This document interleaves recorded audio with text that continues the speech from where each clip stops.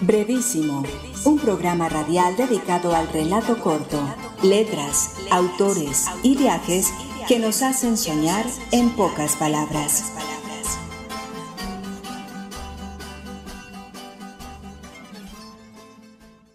Hola, bienvenidos a una nueva emisión de Brevísimo, un programa dedicado a las formas breves de la literatura.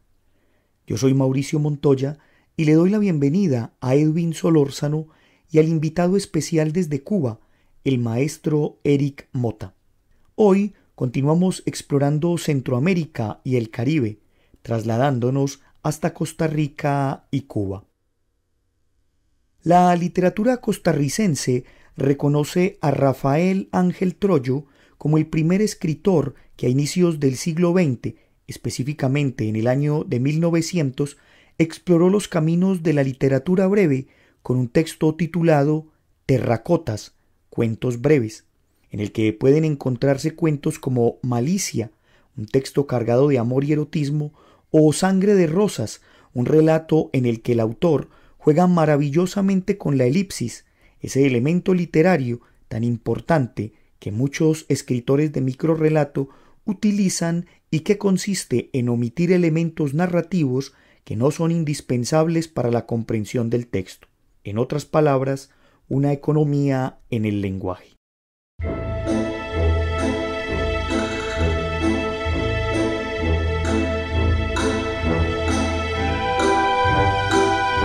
De cómo el tío Conejo salió de un apuro. Tomado del libro Cuentos de mi tía Panchita. Pues ahora verán. Yo no estoy bien en qué fue lo que le hizo tío Conejo a tío Tigre. El caso es que lo dejó muy ardido y con unas grandes ganas de desquitarse, y juró que lo que era ese gran trapalmejas no se iba a quedar riendo. Y no.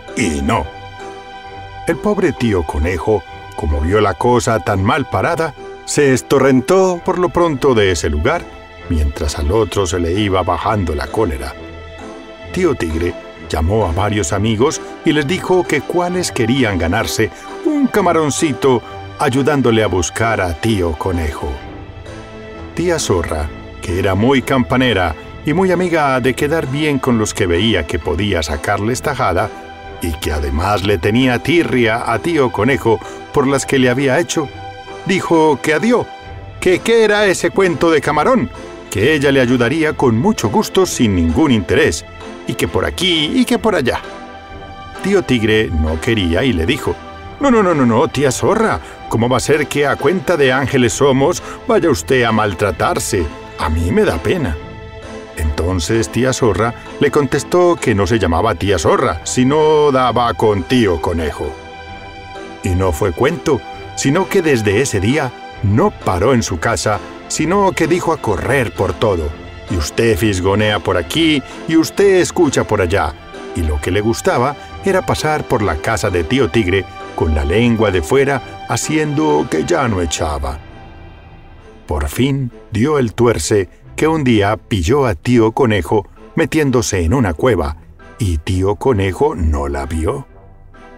Estuvo un buen rato a la mira a ver si salía, y cómo no, se acercó poquito a poco y puso la oreja a la entrada y oyó a tío Conejo ronca y ronca allá adentro. Entonces paró el rabo y dijo a correr y correr hasta que llegó donde tío Tigre con el campanazo de que ya había dado con tío Conejo. Tío Tigre le dijo: Bueno, tía Zorra, cuidado me va a chamarrear, porque entonces usted también sale rascando. Oh, tío Tigre, ¿cómo va a ser eso? Póngaseme atrás y se convencerá. Eso sí, quietitico, porque si no se pasea en todo. De veras, el otro se le puso atrás y llegaron. Tía Zorra se volvió una pura monada para señalarle dónde estaba tío Conejo.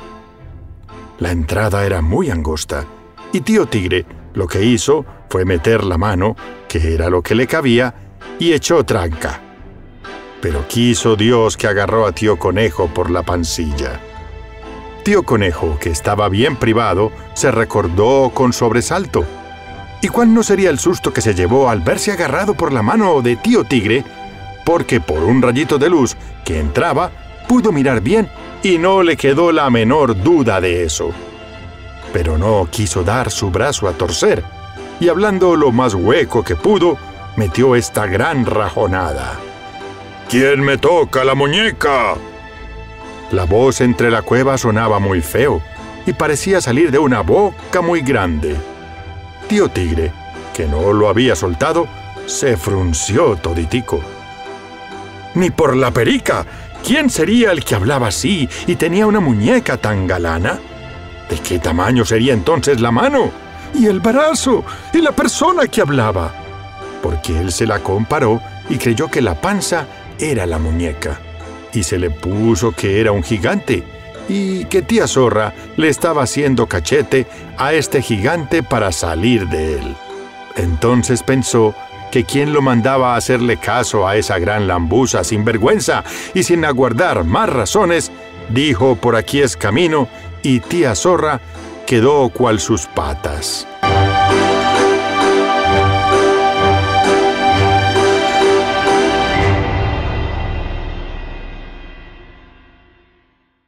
Escuchábamos un relato de María Isabel Carvajal Quesada, más conocida como Carmen Lira o también como Tía Panchita, una escritora, pedagoga y activista política costarricense que en 1920, basándose en la tradición de los cuentos de hadas y en los relatos de Tío Conejo, muchos de ellos influenciados fuertemente por tradiciones africanas, recopiló y escribió a su manera 23 relatos cargados de folclor y llenos de aventuras reales y fantásticas.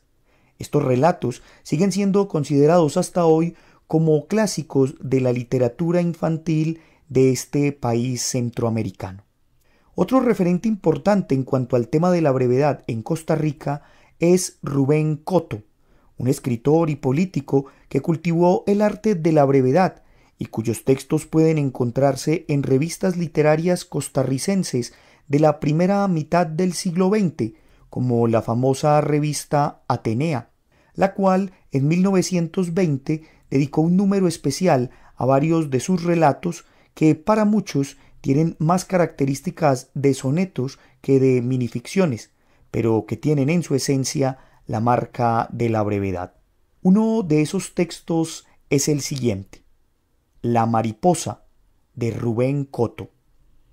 Venía columpiándose en la última hilacha de luz de la tarde, y se detuvo en un rincón en el marco de la ventana. Era una mariposa de grandes dimensiones, de alas de color de la endrina, presagio de quién sabe qué dolor.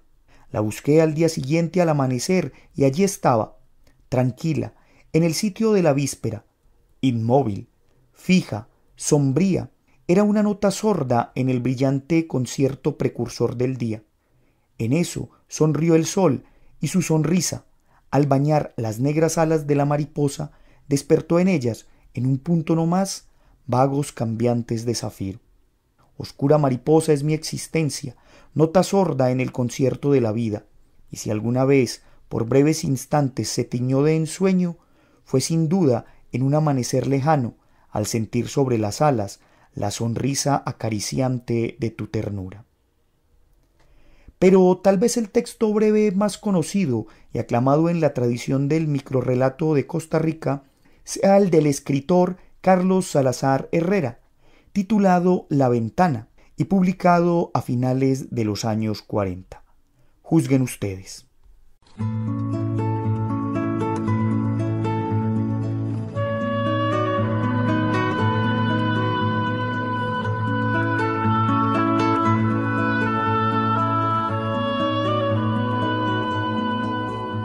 La ventana. Carlos Salazar Herrera.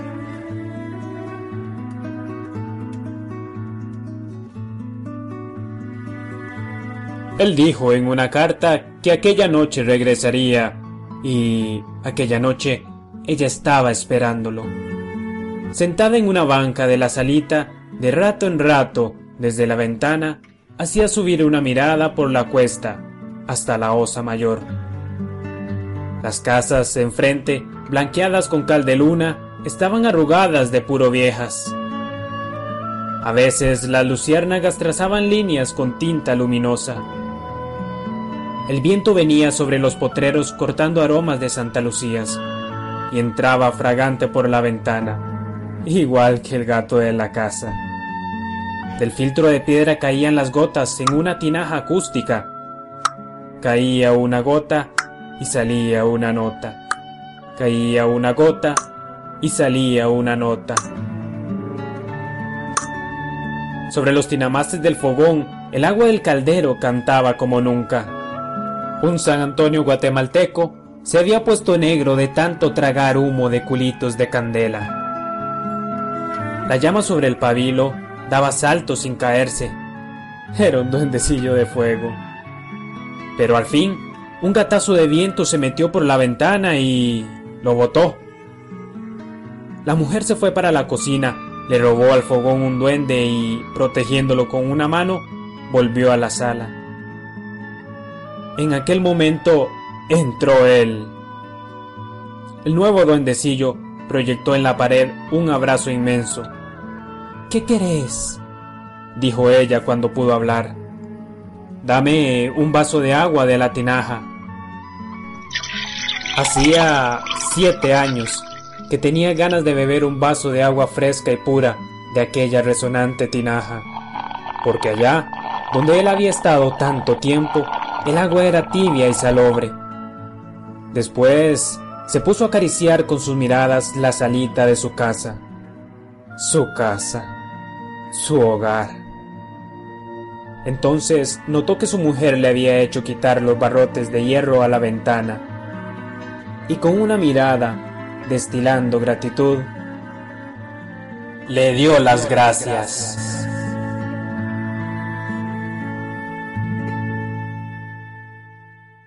Este relato que escuchábamos está cargado de figuras literarias sugerentes, como la metáfora, pero también de silencios que invitan al lector a ir más allá para darse cuenta del contraste entre la libertad y la reclusión, pues la historia se refiere a un hombre que regresa a casa después de haber estado prisionero en la isla San Lucas, un lugar de la geografía costarricense que no se menciona en el cuento, pero que sirvió como cárcel hasta 1991, año en que el centro penitenciario fue cerrado y el lugar declarado Patrimonio Histórico y Natural del país.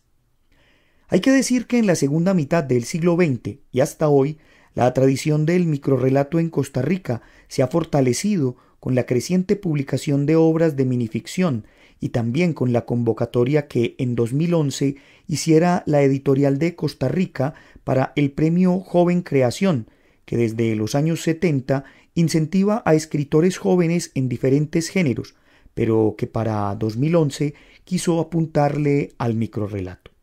Finalmente, nada mejor que cerrar este panorama de la minificción en Costa Rica con un texto de Alfonso Chace, escrito en 1977, pero publicado en 1995 por la revista mexicana El Cuento, dirigida por Edmundo Valadez, y cuyo título era Niñeras. Las niñeras perdían a los niños en la confusión de los juegos y nos sustituían por otros niños, tomados al azar, de suerte que nos sentíamos extraños en las casas y aprendíamos a mirar, de manera impertinente, a nuestros presuntos padres y abuelos, y a sonreírles socarronamente a aquellos medio hermanos que ya habían pasado por las mismas aventuras, de casa en casa y de niñera en niñera. Usted está escuchando Brevísimo, un programa para gente de pocas palabras.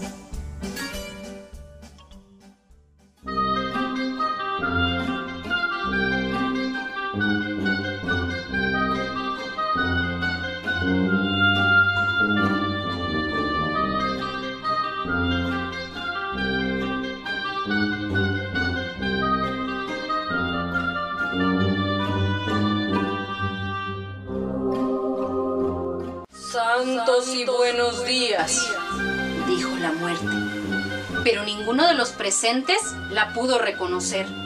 Claro, Venía con su trenza retorcida bajo el sombrero y su mano amarilla en el bolsillo. Disculpe, ¿dónde puedo encontrar a la señora Francisca? Pues mire, le dijo un señor, con su dedo rudo de labrador, le señaló. Allá donde bate el viento, ahí en la colina, hay un camino. Sígalo y ahí hallará la casa. Cumplida está, pensó la muerte, y dando las gracias, se echó a andar en el camino, bajo ese cielo azul resplandeciente, sin una sola nube. Andando pues. Miró su reloj. Eran las 7 de la mañana. Para la 1:15 su trabajo estaría cumplido. Francisca estaría anotada en su lista. Menos mal. Un solo caso. Así no me fatigaré. Se dijo muy satisfecha y siguió su paso. Como era el mes de mayo, todo florecía y del pasto brotaba un olor muy sabroso, un olor a vida que molestó mucho a la muerte. ¡Ay, qué feo huele! Será mejor que me dé prisa. Así pues, la muerte se echó a andar por el camino hasta que llegó a casa de la señora Francisca. Por favor, con Panchita. Abuela salió temprano, dijo su nieta un poco temerosa. ¿Cómo a qué hora regresa? ¿Quién lo sabe?, dijo la madre de la niña. Depende de los quehaceres que tenga. Se fue al campo y allí debe de estar trabajando. La muerte se mordió el labio. Le chocaba estar en ese mundo tan bonito y ajeno. ¿Puedo esperarla aquí? Mire, aquí el que viene tiene su casa, pero lo más probable es que regrese hasta el anochecer, dijo la señora. ¡Chin!, pensó la muerte. Se me irá el tren de las 5. No, mejor voy a buscarla. Y levantando la voz, le preguntó: ¿dónde puedo encontrarla ahora? Pues ha de estar en el maizal. ¿Y dónde queda eso? Sígala cerca y verá un campo arado detrás. Ahí está seguramente. Gracias, dijo secamente la muerte, y se echó a andar de nuevo. Cuando por fin llegó, vio todo el campo, pero estaba completamente vacío. Solo había garzas, pero de Francisca no había ni rastro. Con mucha rabia, la muerte se soltó la trenza y dijo: ¡Vieja andariega! ¿Dónde te habrás metido? Escupió y siguió su camino. Así caminó por 1 hora, hasta que se topó con un señor y le preguntó: ¿pudiera decirme dónde está la señora Francisca por estos campos? Tiene suerte, dijo el hombre. Hace media hora que está en la casa de los Noriega. El niño se enfermó y fue a sobarle la pancita. Gracias. Y como un disparo, se fue corriendo. El camino era duro y fatigoso, así que la pobre calaca llegó hecha una lástima a la casa de los Noriega. Con Francisca, si me hace el favor. ¿Francisca? ¿Francisca ya se marchó? ¿Cómo? ¿Así? ¿Tan de pronto? Pues es que se enfermó nuestro niño y solamente vino a frotarle el vientre. Pero no puede ser. Ella tuvo que haberse quedado a hacer una sobremesa. Bueno, eso digo yo. Entonces, usted no conoce a Francisca. Claro que la conozco. Yo tengo sus señas. ¿Así? Pues dígame, ¿cómo es ella? Pues tiene el pelo blanco y muchas arrugas y está chimuela. ¿Y sus ojos? Dígame cómo son sus ojos. Pues sus ojos son así, muy nublados por los años. Pues no, esa quien usted describe no es Francisca. Ella tiene mucho menos años en la mirada. No es ella. Y así, muy enojada, se echó a andar otra vez por el camino, hasta que llegó a casa de los González. Allí ellos le dijeron: Francisca debe estar cortando pastura para la vaca de sus nietos. La muerte, presurosa, fue corriendo al campo, pero solamente encontró la pastura cortada.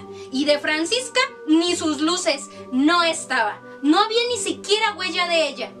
Entonces, la pobre muerte, que ya tenía los pies bien hinchados, las botas enlodadas, su camisa negra bien sudada, sacó el reloj. ¿Qué? ¡Las 4:30! ¡El tren de las 5 se me va! Y se echó de regreso maldiciendo. ¡Vieja! Mientras tanto, a 2 kilómetros de ahí, en el jardincito de la escuela, se hallaba Francisca cortando las malas hierbas, ahí entre las rosas. Pasó un vecino a caballo y entre broma y broma le preguntó: Francisca, ¿cuándo te vas a morir? Nunca. Siempre hay algo que hacer.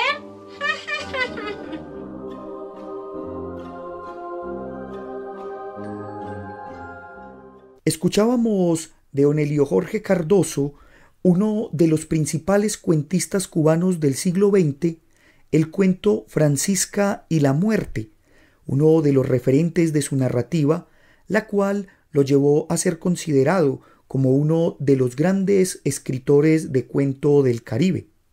Pero para hablar de tradiciones de cuento, en especial del minicuento o la minificción en Cuba, demos la palabra al maestro Eric Mota, quien es además el vicepresidente del Centro de Formación Literaria Onelio Jorge Cardoso.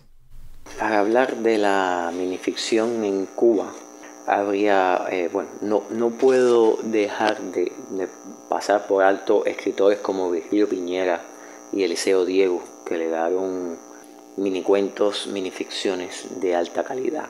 Pero creo que indudablemente la edad de oro de la minificción en Cuba está ligada no tanto al centro Onelio Jorge Cardoso como a la figura de Eduardo Eras León y el seminario de técnicas narrativas que dio en el año 2000 por televisión, un programa que se llamaba Universidad para Todos, que él dio un seminario de técnicas narrativas. Y en este seminario comenzó hablando de la minificción. De hecho, comenzó deconstruyendo, analizando la minificción de Monterroso, el dinosaurio. Después de esto fue interesante porque no solamente, el concepto de minicuento se volvió popular y de momento casi todo el mundo conocía se volvió popular también el cuento del dinosaurio, al punto de que ya años después, en 2002, el Centro Onelio Jorge Cardoso hace la primera convocatoria para un concurso de minificciones, de minicuentos. Estamos hablando de un premio a un relato de 20 líneas. O sea, estamos hablando de muy poco espacio para un premio. Y no solamente hubo una gran convocatoria, o sea, que se enviaron muchos relatos, sino que además los relatos premiados fueron de mucha calidad. Estamos hablando que desde 2002 a la fecha, el dinosaurio, o sea, el concurso de cuentos del dinosaurio no ha dejado de darse, no ha dejado de convocarse y siempre ha alcanzado números altos. No sé, recuerdo, basándome en las antologías que se han hecho, porque incluía no solo dinero, sino también publicación de la ficción. Y por ejemplo, en 2004 fueron 517 minicuentos llevados, pero en 2007 fueron 713. Hubo un año, si mal no recuerdo, que hubo más de 1000. Creo que fue cuando comenzamos a usar correo electrónico y la convocatoria fue internacional. Ese año hubo más de 1000. Es decir, el minicuento en Cuba fue una explosión y goza todavía de buena salud, al punto que, no solamente se premiaba la minificción, o sea, el premio del dinosaurio, sino que había como que premios colaterales. El Instituto Cubano de la Música, por ejemplo, premiaba un minicuento que estuviera relacionado con la música. Había otra institución que premiaba ciencia ficción. otra institución premiaba minificción erótica. Y entonces cada año se premiaban muchos minicuentos, todos de calidad, todos realmente de calidad, y había que procesar. O sea, cada año se procesan muchos minicuentos, muchas historias. Estamos actualmente en 2023, en el contexto de la Feria del Libro de La Habana. Nosotros tuvimos el Centro Onelio, convocó y premió el minicuento, no con tantos premios colaterales como ha sido históricamente, pero más por una cuestión de presupuesto, pero se sigue enviando. O sea, el minicuento en Cuba realmente tiene calidad y además es prácticamente masivo. Usted está escuchando Brevísimo. Lo bueno, si breve, 2 veces bueno. Escuchemos a continuación uno de los cuentos que obtuvo mención de honor en el concurso internacional de microcuento El Dinosaurio del año 2006, organizado por el Centro de Formación Literaria Onelio Jorge Cardoso, y del que ya hablamos en uno de los programas de Brevísimo dedicado a la modalidad de concursos. La eternidad de las ovejas negras, de Ana Victoria Barceló Pérez. Un día todas las ovejas negras del planeta decidieron que, cansadas de tanta discriminación, se decolorarían el pelo. Su lana quedó tan blanca como la del resto y ya no hubo más ovejas negras en el mundo. Después de mucho estudiar los nuevos rebaños de ovejas blancas, alguien descubrió que aquellas cuya cola medía más de 10 centímetros tenían mayor tendencia a desobedecer órdenes y a embestir a las demás. Desde entonces, cuando nace una oveja con la cola larga, el resto de las ovejitas blancas de cola corta la mandan a un reformatorio donde alguna vez sus antepasados intentaban corregir la conducta de unas raras y extintas ovejas negras. Con esto entonces terminamos nuestro programa del día de hoy. Agradezco a quienes me acompañaron en la mesa. Un agradecimiento especial a Edwin Solórzano, quien desde el estudio de Voces Alas, Volamos tu Imaginación, nos aportó con una serie de audios ambientados. Pueden escuchar los trabajos de Edwin en su canal de YouTube Lecturas Amenas. Agradecemos también al maestro Eric Mota por todos sus aportes, a Diana Gutiérrez por la lectura de uno de los minicuentos que se escuchó en este programa, a la Universidad Nacional por este espacio que nos brinda, a Jorge Benjumea en el máster, y a ustedes los esperamos para una nueva emisión de Brevísimo en la que terminaremos nuestro recorrido por Centroamérica y el Caribe. Hasta pronto. Brevísimo, un programa radial dedicado al relato corto, letras, autores y viajes que nos hacen soñar en pocas palabras.